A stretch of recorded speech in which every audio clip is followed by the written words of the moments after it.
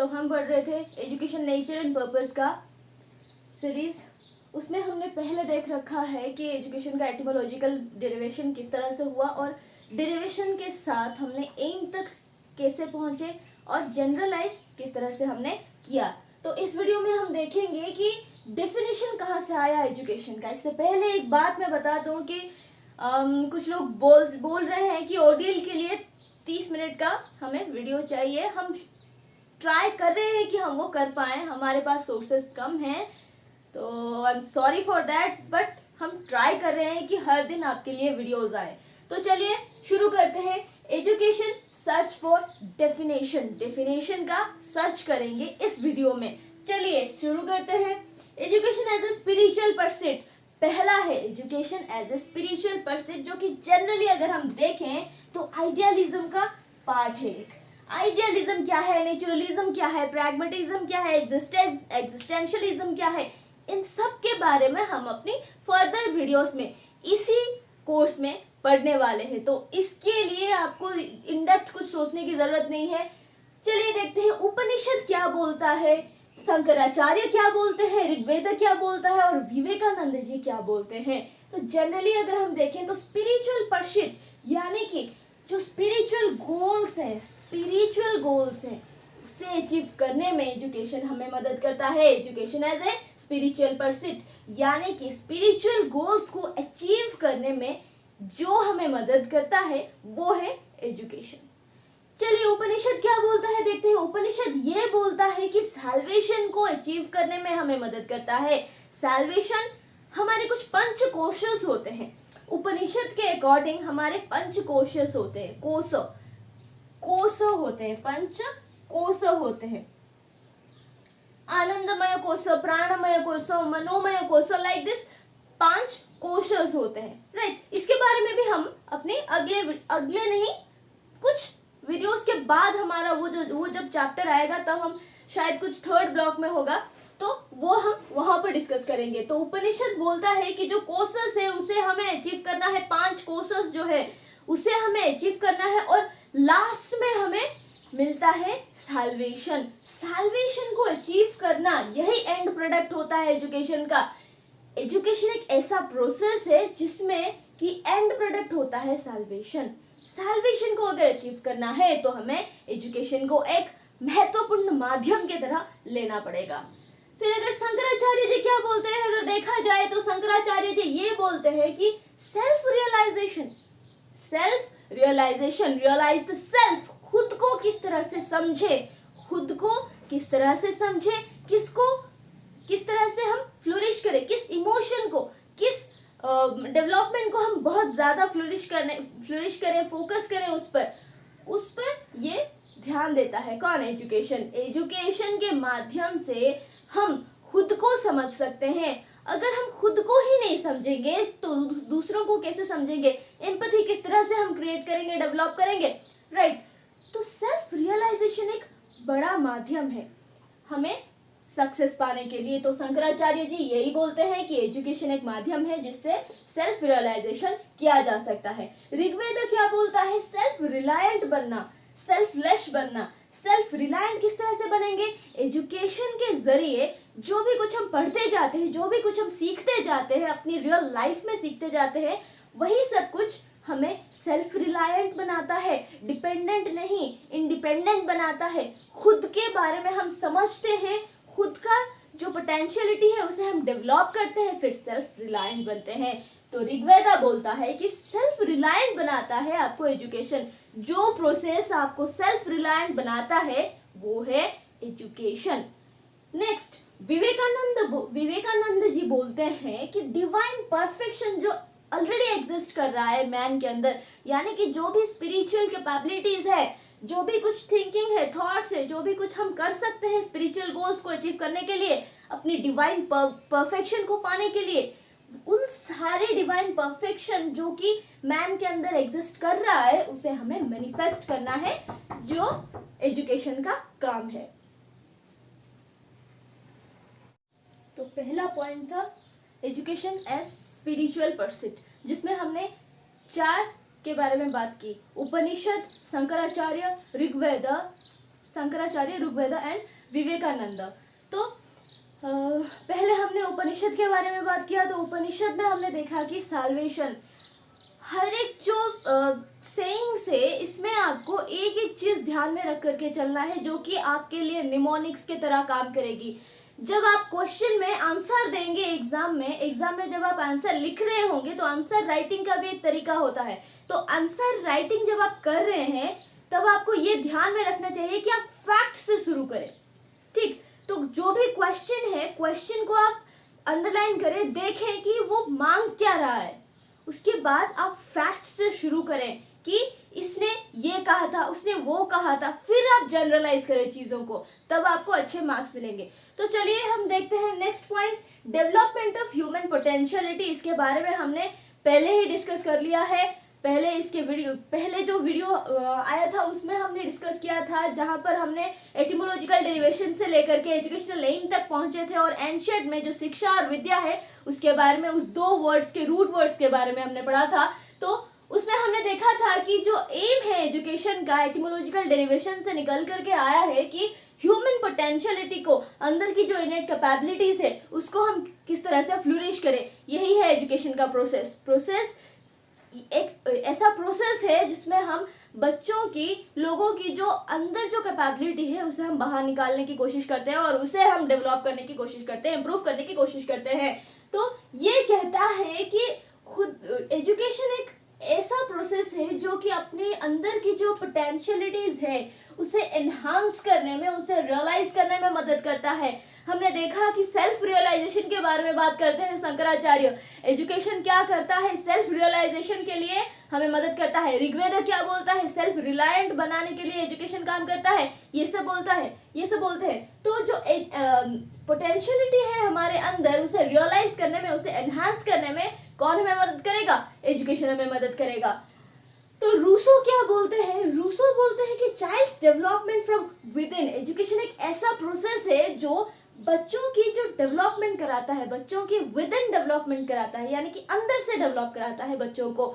सिर्फ हमारे जो फिजिकल ग्रोथ है, ग्रोथ और डेवलपमेंट में फर्क होता है। इसके बारे में हमने अपने CDP के सीरीज में पढ़ रखा था, चाहे तो आप लिंक दिया हुआ है डिस्क्रिप्शन में, उसे देख सकते हैं। तो ग्रोथ एंड डेवलपमेंट अलग होता है। Growth stops after maturity, maturity के बाद ग्रोथ स्टॉप हो जाता है। फिजिकल मैच्योरिटी होता है वो ग्रोथ, पर जो डेवलपमेंट है वो हर एक चीज का डेवलपमेंट है, हर एक एस्पेक्ट का डेवलपमेंट है। कॉग्निटिव एस्पेक्ट होता है, साइकोमोटर एस्पेक्ट होता है, फिर अफेक्टिव डोमेन अपना होता है। हर एक डोमेन में डेवलपमेंट को, हर एक डोमेन का जो इम्प्रूवमेंट होता है उसे हम डेवलपमेंट कहते हैं। तो जो पोटेंशियलिटी है हमारे अंदर, उसे रियलाइज करने में और उसे एनहांस करने में हमें एजुकेशन मदद करता है। रूसो भी वही कहते हैं कि अंदर की डेवलपमेंट कराओ, बच्चे की जो इनेट कैपेबिलिटी है उसे समझो, उसे जानो। इतना इजी है? नहीं है, बहुत मुश्किल है। किसी बच्चे के अंदर कौन सा टैलेंट है उसे जानने में हमें सालों लग जाते हैं। तो यही चीज हमें करना है कि बच्चों की जो पोटेंशियलिटी है उसे हमें डेवलप कराना है, ये बोलते हैं रूसो। फिर प्लेटो क्या बोलते हैं? जो ब्यूटी है, जो परफेक्शन, जो भी सारे परफेक्शन है, जितना एक बच्चा कर पाएगा उसकी लाइफ में, जो सारी चीजें एक बच्चा कर पाएगा उसकी कैपेबिलिटी के अनुसार, उसी के ब्यूटी को हमें डेवलप कराना है, उसी के परफेक्शन को और हमें और भी ज्यादा एनहांस कराना है। ये बोलते हैं कौन? प्लेटो। फिर फ्रॉबल क्या बोलते हैं? फ्रॉबल हम सभी को पता है कि किंडरगार्टन का जो लाए थे, ये फ्रॉबल नहीं लाया था। तो ये बोलते हैं कि unfoldment of enfolded gene, unfoldment of enfolded gene, यानी कि जो जीन है, जीन यानी कि हेरिडिटी। हम जानते हैं कि product of heredity and environment होता है अपना, जो भी एक बच्चा है, जो भी एक इंसान है, हेरिडिटी और एनवायरनमेंट का प्रोडक्ट होता है। इसके बारे में भी हमने नेचर एंड नर्चर डिबेट में पढ़ रखा था CDP के सीरीज में, तो वो भी आप जा करके डिस्क्रिप्शन में लिंक है, देख सकते हैं। तो जो जीन में हमारी कैपेबिलिटी है, जो हमारे हेरिडिटी में है, पेरेंटल जो हेरिडिटी हम लाए हैं अपनी जीन के साथ, उसके साथ जो एनवायरनमेंट का इन्फ्लुएंस रहता है, उसी एनवायरनमेंट को हमें प्रोवाइड करना है ताकि जो इंटरनल कैपेबिलिटी है बच्चे का वो एनफोल्ड हो सके, अनफोल्ड होकर के जो रह गया है उसके अंदर, एक बच्चे के अंदर जो कैपेबिलिटी छिप के रह गया है, उसे हमें बाहर निकालना है। सिंपली इंटरनल को हमें एक्सटर्नल करना है। गांधी जी ने अपना बेसिक एजुकेशन वाला फॉर्मूला दिया था। Basic education of education, basic education का जो थ्योरी था, जो कि वार्धा स्कीम भी कहलाता है, जो कि वार्धा स्कीम भी है। इसे हम अपने किसमें MES 15 में पढ़ेंगे, वार्धा स्कीम क्या था और बेसिक एजुकेशन क्या था गांधी जी का।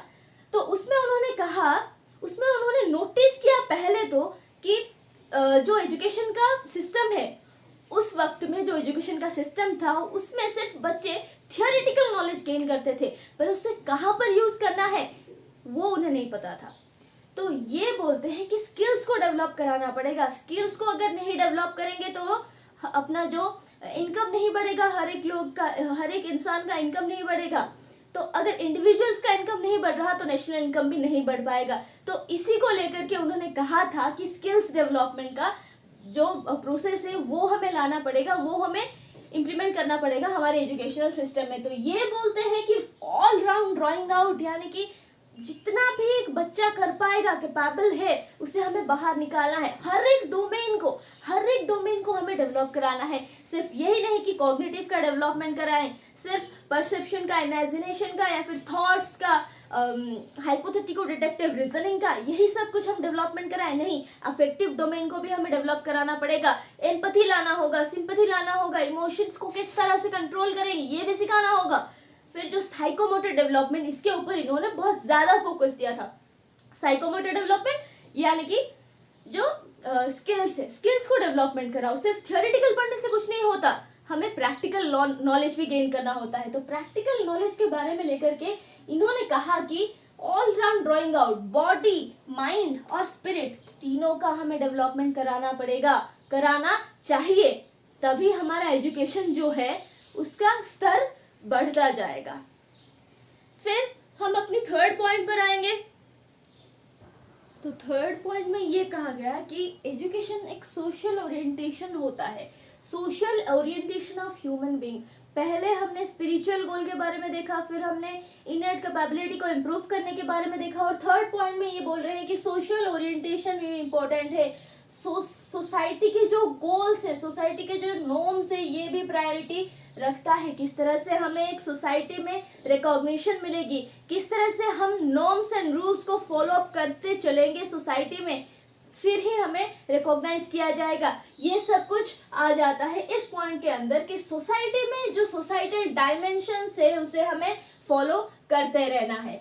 तो कौटिल्य ये बोलते हैं कि एजुकेशन एक ऐसा माध्यम है जिसके थ्रू हमारे अंदर की जो नेशन के लिए जो लव है वो इम्प्रूव होता जाता है, लव इम्प्रूव होता जाता है, और हमें ट्रेनिंग भी मिलता है हमारी कंट्री के लिए कुछ कंट्रीब्यूट करने में। तो एजुकेशन एक ऐसा माध्यम है जिसके थ्रू कि हम अपनी नेशन के तरफ, नेशन के टुवर्ड्स लव को इम्प्रूव कराएंगे बच्चों के अंदर, और ट्रेनिंग देंगे कंट्री के लिए कुछ कंट्रीब्यूट करने में।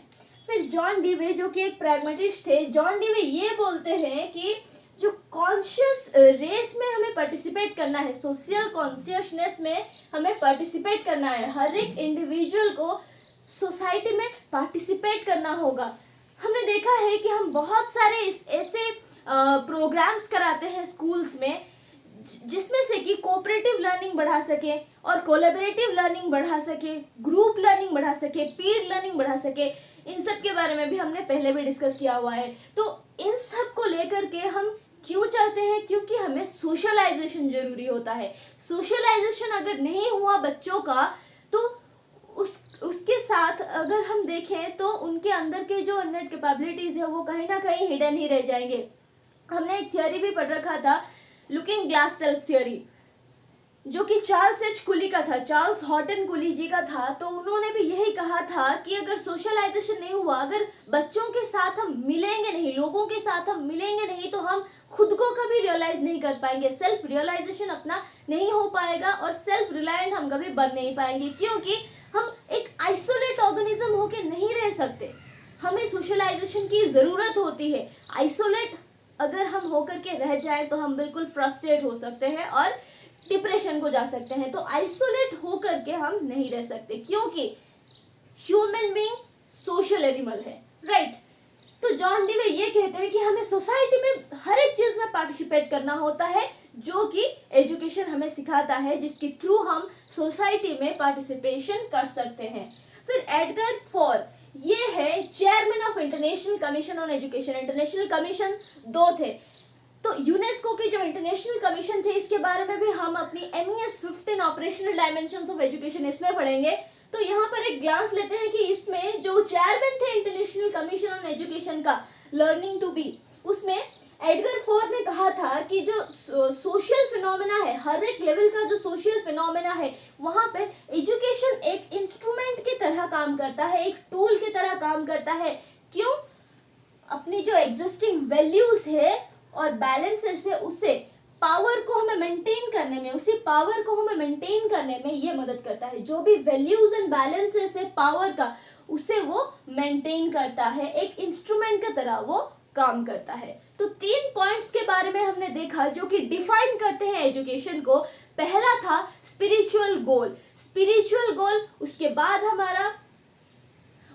हमारे और भी 2 पॉइंट्स आए, जिसमें हमने देखे कि ह्यूमन कैपेबिलिटीज को, उसके अंदर की जो इननेट कैपेबिलिटीज है, उसको हम किस तरह से इम्प्रूवमेंट दें। और थर्ड वन जो है वो भी इम्पोर्टेंट है, social orientation of human beings. Society में हम किस तरह से रहे और हमें रिकॉग्निशन कैसे मिले, इसके बारे में थर्ड पॉइंट में दिया गया।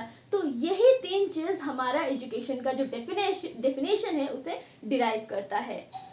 तो फ्रेंड्स, अगर आपको नोट्स की जरूरत पड़े तो नोट्स ऐसा नहीं है कि हमने कुछ लिख करके दे दिया और अपने PDF हमने दे दिया वही आप पढ़ लेंगे, नहीं। हम जो भी कुछ डिस्क्राइब कर रहे हैं ये बिल्कुल प्रिसाइज फॉर्म में आपको दे रहे हैं।